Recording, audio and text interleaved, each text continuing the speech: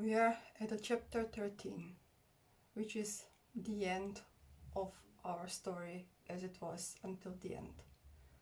I want to say thank you for all of you who watched the previous chapters and became aware of our story as it is. I hope you could relate in some part of it and look for inspiration, hope, advices, and the way to deal with your current situation. In this video, I decided not to edit it, so it will go naturally as I'm filming it. I'm aware that I'm going to become emotional while speaking, and there is no use of cutting and editing this material, because no matter how much I repeat the things I'm going to say, I will end up feeling the same.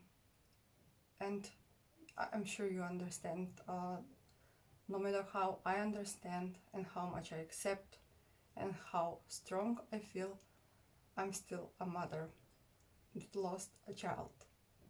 And here goes the last chapter of our story. So after this period of sort of stability, when she 2 months went without any seizures, a new hope came on the horizon. In the middle of October, she suffered a minor seizure.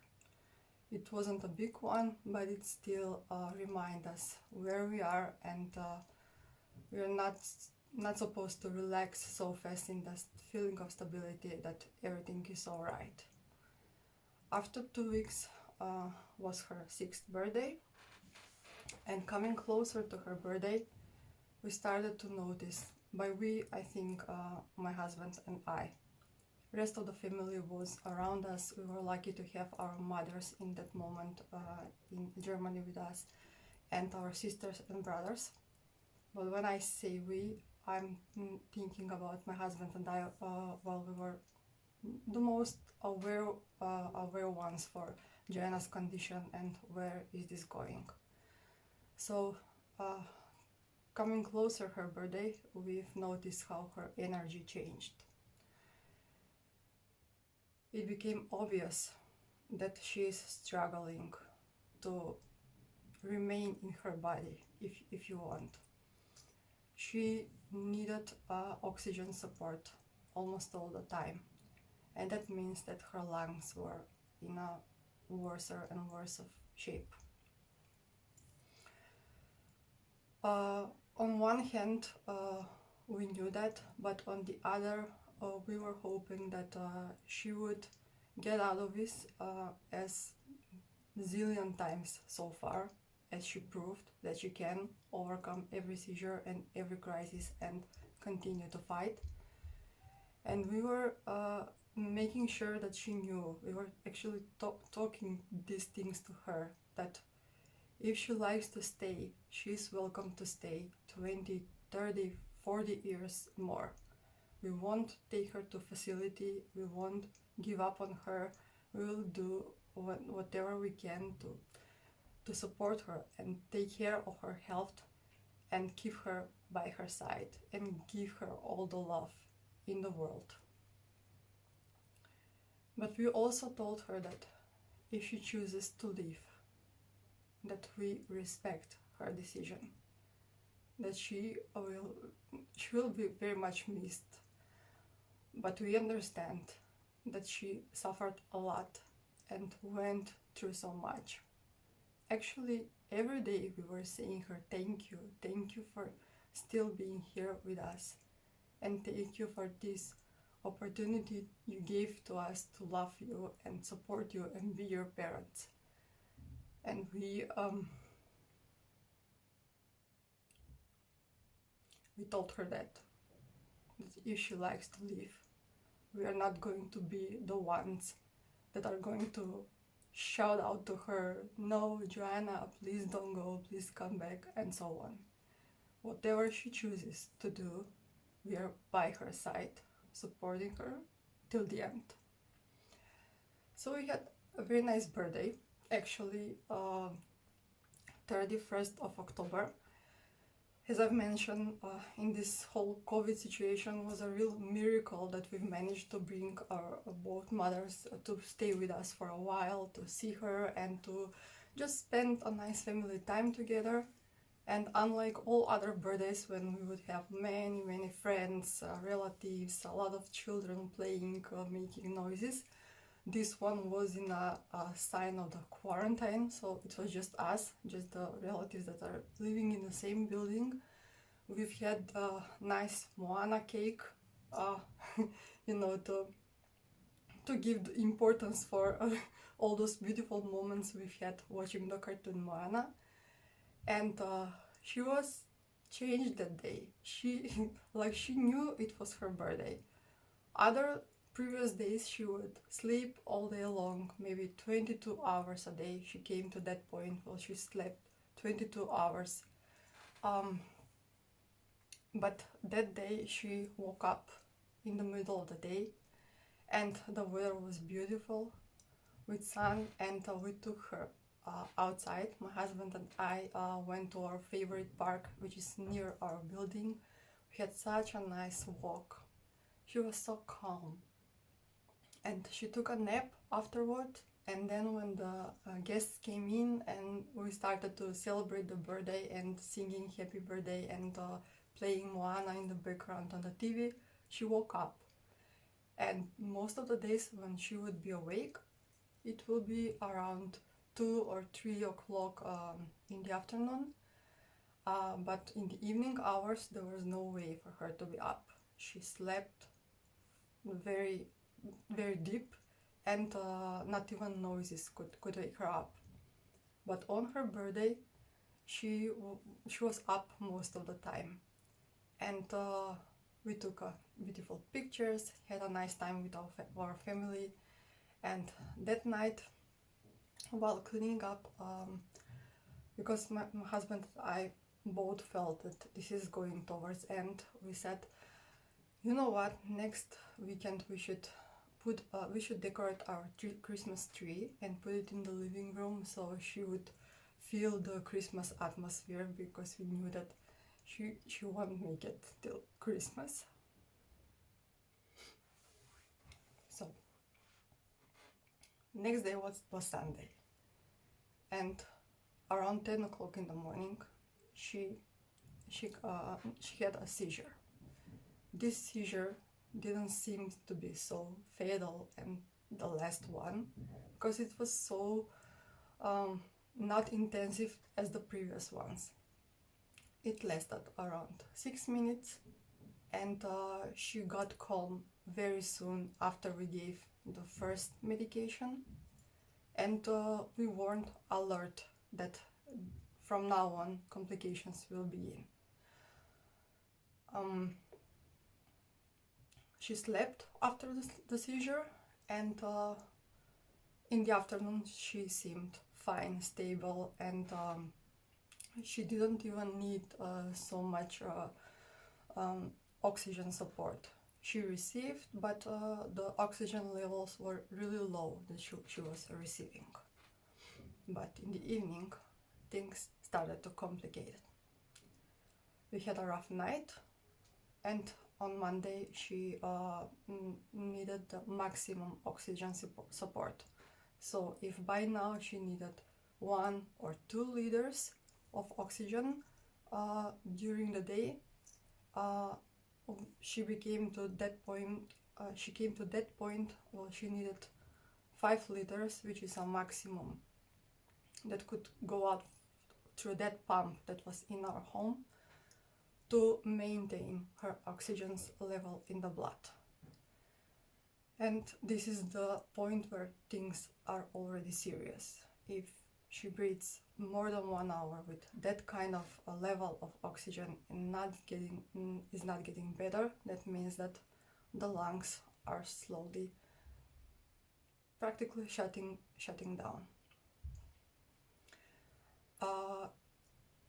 In that period, the doctors from the palliative team were basically few times a day in our apartment, monitoring the situation, and we were asking them if this is it, is is this the end? They didn't say explicitly, yes, this is the end and she would not survive this, because they didn't know either. I mean, until the end, you never know how the things can turn in other direction. No one can say if someone will live few hours more or 2 months more.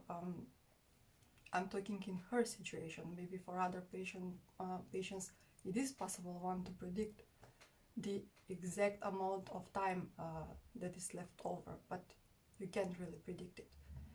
And they said, we don't know if she will make it this time, but there is a possibility for her to die. And later that day, on the Monday, they called us to check in with us to see how is she doing. And when we said that she is continuing to receive that high oxygen levels, they not recommended us. They told us actually that there is a possibility to bring her to a hospital and put her on the machines. That means bring her to a state of coma with medications and put her on the breathing machine. But we said, what for? We really couldn't see this time that she could get better. If we put her on the breathing machine, at that point, she would start to exist strictly as only a plant, only breathing on those machines, but not being aware of anything that is happening, because she would be in a coma, and eventually that won't help either. And we will only prolong her suffering for 1 month or 2 maximum, being in a hospital, in intensive care, in a situation of COVID in the country and in the world, where because of the restrictions only I could be by her bed, or only my husband, only one person. In that point we said no, she will remain home, she will be here as long as she will be here, but she will be surrounded with so much love and in the warmth of our home.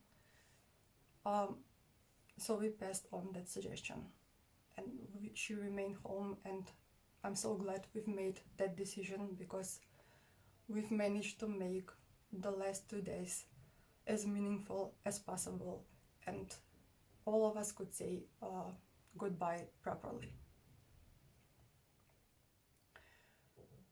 The thing that confirmed that this really is the end is the fact that the night between Monday and Tuesday, her kidneys simply stopped functioning. In all this time, we've received nursing support in longer hours. So the nurses from the nursing team were practically all the time at our apartment, for which I will be eternally, I will say it a million times, grateful. They helped so much to simply relieve our pain, our struggle, our suffering, and it was so nice having them around us, because they were also support. They had their own ideas, advices, and we all together worked as a team for the better of Joanna. And in that point, the increase of medications the amount of medications she received increased, because now she's getting something about her lungs, about this new lung infection that happened, the kidney failure, and in the last day I practically lost track of everything that she's receiving. She was basically receiving drugs every 14 minutes. Every 14 minutes something different. I'm not medically educated person, but I know that the fact that she was alive was to be that fact because her organs were functioning. Her heart, her lungs, her liver, and her kidneys. Her vital organs were okay, and that's why she could live even with such a big brain damage. But in this moment, she started to have problems with two vital organs, not just the lungs, but also the kidneys. There was nothing else I could say to myself to make myself believe that this is okay and this will pass and she will make it. It became clear that she won't. So on the Wednesday, 4th of November, all day long, I knew it was her last day. My husband also knew.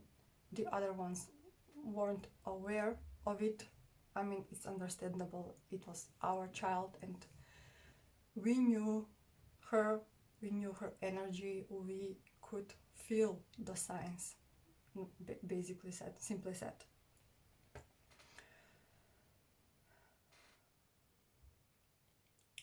This last day, I was holding her in my arms practically all day, and I was saying goodbye. I was giving her gratitude for choosing us as a parents and for making our life so meaningful and for showing us who we are actually, for showing us our strength, our willingness to do whatever it takes for her. Not move to Germany, move to the North Pole if necessary, move to Japan if necessary. We would do anything for her, and we couldn't know that part of our personality before we have her in our lives. She showed us unconditional love and gave us the experience for us to love someone unconditionally. Love is such a beautiful and noble feeling, but you can really unconditionally love only your child. I mean, the love for your partner is also beautiful, but it's not unconditional. It's not natural for someone to love their partners unconditional in a way that they love their children. Because if your partner, I don't know, cheats on you or starts to physically abuse you or do other stuff, you won't be together anymore, and eventually you will stop loving them. That is not unconditional love. The only way you can feel unconditional love is towards your child, and especially special child who is not in condition to give you anything, is not in condition to show progress or make achievements or say to you appreciations. It does practically nothing of that kind, and you still love them unconditionally. And that is the thing I will be eternally grateful for me having the chance to love someone like that. It was also a nice sunny day, and I wanted so badly to take her outside and have our last walk, but it wasn't possible because she was in so many different machines and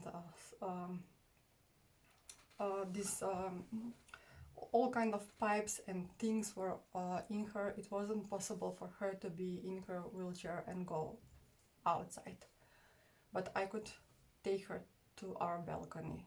It was a 5-man job, I think. Yeah, 5 men helped me to bring her outside and all her oxygen support and everything that she needs. But still we went outside and she was in the sun for the last time. And I was preparing her all day that she will be fine. that she will not know what to do when the time came, that she's not supposed to be afraid, she's not supposed to have any panic, that angels will be waiting for her, and that she done an amazing job, that she fought very bravely, and I respect her so much for lasting so long. And I will be forever grateful for this last year, which was practically our present with her.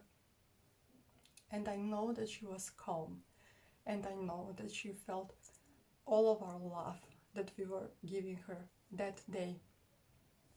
So she was passing forward to this person and this person all day long. We all wanted to hold her. She practically didn't lie in her bed at all this last day.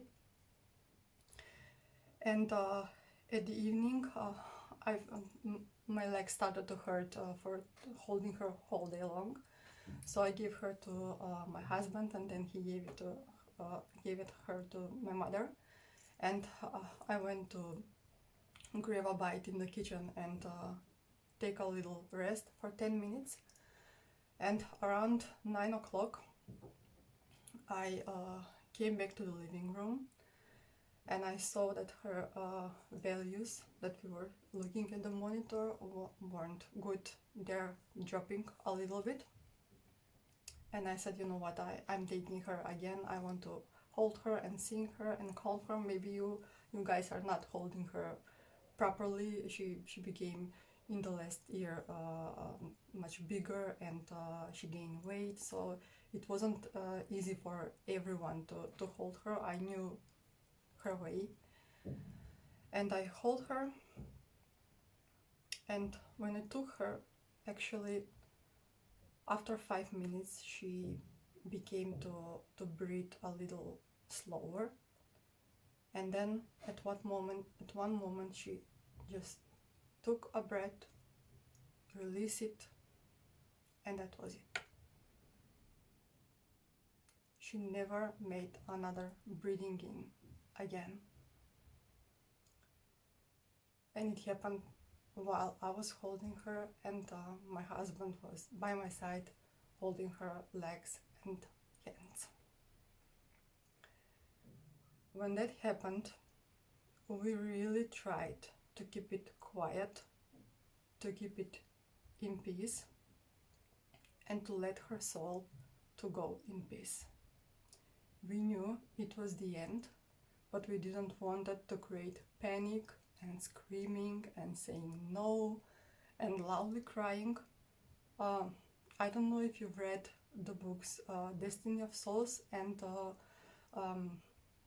Journey of Souls from Michael Newton. I'm so glad I wrote those two books 1 year ago, because it gave me so much understanding of how it is for the soul leaving the body, and I know that it's very important to be peaceful around her.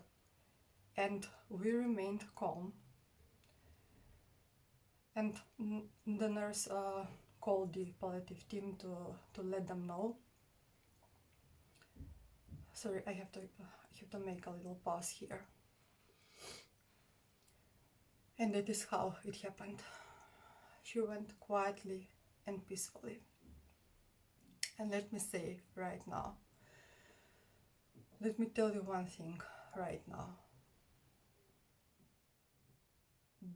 The bigger part of the fact that we were so in peace and we handled it so well is because it all happened in front of our eyes.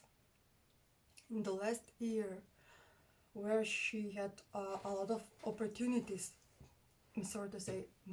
to live and continue her journey without being in a physical body, we were so afraid that it would happen when we are not around. Especially when we were supposed to sign up those protocols, whether we want to reanimate her or not.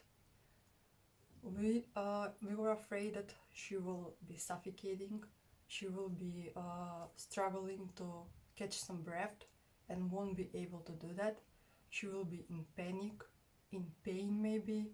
What if she is alone? What if we are asleep in that moment, or we are in a supermarket or similar? Nothing from those fears came true, luckily. If I have to find one good thing in this situation, that would be it. She went quietly and peacefully in our arms, where we saw that she doesn't have panic and fear in her eyes, doesn't struggling to breathe, doesn't suffocating. She just moved on. This is the way her journey as a special child ends, and our journey as a special parents as well. Thank you so much for following our story, this whole 13 chapters. It is now 5 months later, and I still consider myself a special parent, as Joana is very much present in energy, in spirit, and in intention. I'm continuing my mission, and that is supporting special parents like you. In the videos to come, I will be covering topics like acceptance, personal development, dealing with difficult situations, crises, and much more.